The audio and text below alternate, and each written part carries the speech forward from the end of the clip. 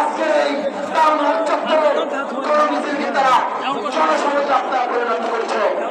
আমরা এখান থেকে জনসংযোগ থেকে আজকে আমরা দাবি জানাচ্ছি আমাদের নগর ভবনের নির্বাচিত বরিশালের ইতিহাসে দেশের ইতিহাসে সব থেকে সুনামধন্য সব থেকে শ্রেষ্ঠ মেয়র মুফতি সৈয়দ ফয়জুল করিমকে দেখতে চাই।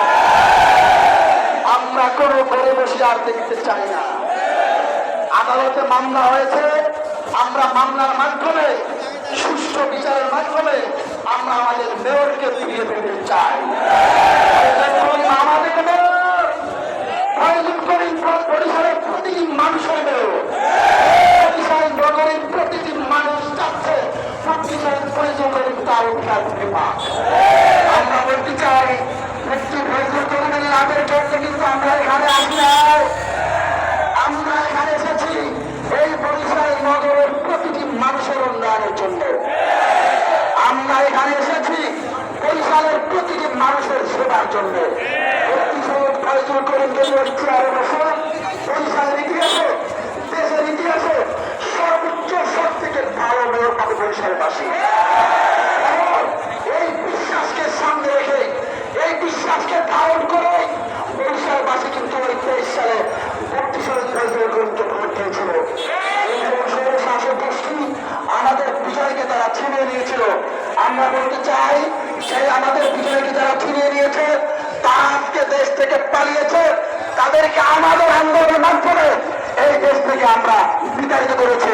আমরা এখান থেকে বরিশালের সর্বস্তরের মানুষদেরকে নিয়ে জানাচ্ছি যে আমাদের এই আদালতে মামলা হয়েছে ট্রাইব্যুনালে, মামলার মাধ্যমে মামলার রায়ের মাধ্যমে আমরা আমাদের নগর পিতাকে ফিরে পেতে চাই। আমরা কোন পরিবেশই আমরা দেখতে চাই না। আমরা বলতে চাই বিগত 2 দিন কিন্তু আমাদের এই রাজপথে আন্দোলন হয়েছে। আন্দোলন কিন্তু আস্তে আস্তে আস্তে আস্তে আন্দোলন কিন্তু বড় হচ্ছে। আন্দোলন কিন্তু যদি আমাদের অধিকার আমরা বুঝে না পাই তাহলে আন্দোলন কিন্তু আস্তে আস্তে তীব্রতরে তীব্র হয়ে উঠবে ইনশাআল্লাহ। বরিশালের প্রতিটি মানুষ কিন্তু এই আন্দোলনে অংশ নিচ্ছে। আপনারা দেখতে পাচ্ছেন এই বরিশাল আজকে টাউন হল চত্বরে গণমিছিল হওয়ার কথা ছিল, কিন্তু আপনার ডানে বামে যদি তাকান দেখতে পাবেন এটা কিন্তু একটু জনসমুদ্রে পরিণত হয়েছে। এবং আজকের জনসমুদ্রে কিন্তু প্রমাণ করে যে এই 23 সালে এটা আমরা সকলেই জানি 23 সালে মুফতি ফয়জুল করিম কিন্তু নির্বাচিত মেয়র ছিলেন। এবং আজকের জনসমুদ্র বলতেছে ওই এটাই প্রমাণ করে প্রত্যেকটা মানুষের দাবি হচ্ছে মুফতি সৈয়দ ফয়জুল করিম তার আসনকে তিনি ফিরে পাক। এবং আমরা বলতে চাই এটা যদি তার স্বার্থে নয়, মুফতি সৈয়দ ফয়জুল করিমের স্বার্থে নয়, আমাদের বরিশালের প্রতিটি নাগরিকের জন্য, প্রতিটি নাগরিকের সেবার জন্য, প্রতিটি নাগরিকের উন্নয়নের জন্য, বরিশালের প্রত্যেকটা জায়গায় উন্নয়নের জন্য আমরা মুফতি সৈয়দ ফয়জুল করিমকে চাই। সংগ্রামী ভাইয়েরা, আমরা আজকে এখানে এসেছি, আমরা শান্তিপূর্ণভাবে আমাদের কর্মসূচি চালানো। অল্প সময়ের মধ্যে আমাদের কর্মসূচি আনুষ্ঠানিক ঘোষণার মাধ্যমে শুরু হবে ইনশাআল্লাহ। আমরা আজকে এখানে মিছিলের উদ্দেশ্যে যারা এসেছি, মিছিলের উদ্দেশ্যে এসে যারা একটু পাশাপাশি আছি, আমরা দ্রুত আমাদের মিছিলের স্থলে আমরা চলে আসি। আনুষ্ঠানিকভাবে কিছুক্ষণের মধ্যে আমাদের মিছিল শুরু হবে ইনশাআল্লাহ।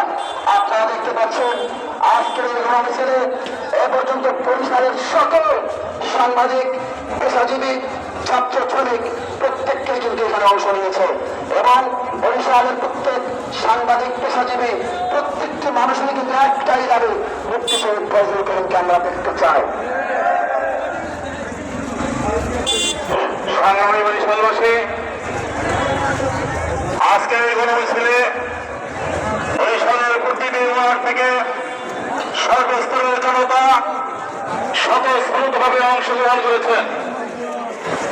ব্যবসায়ী, পেশাজীবী সহ শ্রমিক জনতা, সাধারণ মানুষ আজকের এই গণমিছিল শুরু করার জন্য আজকে এই টাউন হল চত্বরে এখানে জমায়েত হয়েছে।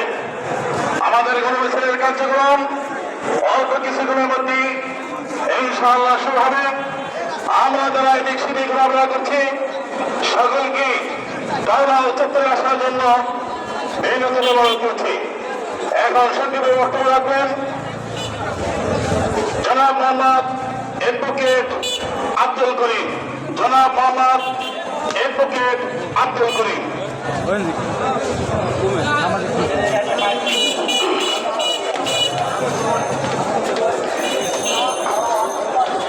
প্রিয় বরিশালবাসী, আসসালামু আলাইকুম রহমতুল্লাহ।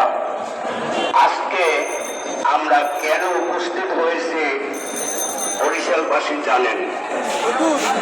একটাই দাবি আমাদের, যে পীর সাহেব সৈয়দ নায়েবে আমির সৈয়দ মোহাম্মদ ফয়জুল করিম সাহেবকে আমরা সিটি মেয়র হিসাবে শুধু আমরাই না, বরিশালবাসী দেখতে চাই। দাবি মানুষের থাকে, অধিকার থাকে, একটা হয় যুক্তি আর একটা হয় অযৌক্তিক। আমাদের যে দাবিটা, এই দাবিটা যদি যুক্তিসঙ্গত হয় তাইলে আশা করব মাননীয় আদালত সহ সকলেই, প্রধান উপদেষ্টা সহ সকলেই এটা মেনে নেবেন।